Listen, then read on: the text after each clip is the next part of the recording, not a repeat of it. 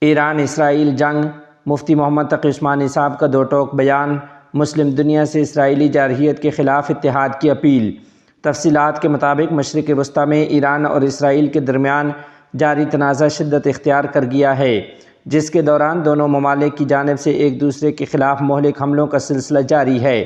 اس صورتحال پر ممتاز اسلامی سکالر اور دارالعلوم کراچی کے سرپرست اعلیٰ شیخ الاسلام حضرت مفتی محمد تقی عثمانی صاحب دامت برکاتہم العالیہ نے ایک جاندار اور واضح موقف اختیار کیا ہے۔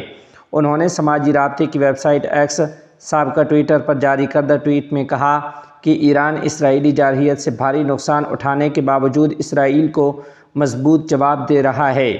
اسے پہلی بار پتہ چل رہا ہے کہ بمباری کیا ہوتی ہے۔ عالم اسلام کے خلاف اس کے عزائم ڈھکے چھپے نہیں۔ قدرت کی طرف سے یہ ایک موقع ہے کہ تمام مسلمان ممالک متحد ہو کر اسرائیلی خطرے کا مکمل سدباب کریں۔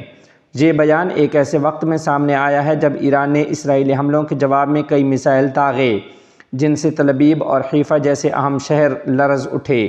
اسرائیل نے بھی ایران کی فوجی تنصیبات اور انقلابی گارڈز کے مراکز پر بمباری کی، جس کے نتیجے میں درجنوں ہلاکتوں اور شدید نقصان کی اطلاعات ہیں۔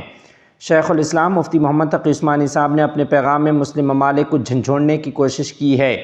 ان کے مطابق یہ وقت اتحاد، بیداری اور عملی اقدام کا ہے۔ مبصرین کے مطابق ان کا بیان ایک مذہبی رہنما کا نہیں بلکہ امت مسلمہ کے لیے ایک پالیسی پیغام کے طور پر سامنے آیا ہے۔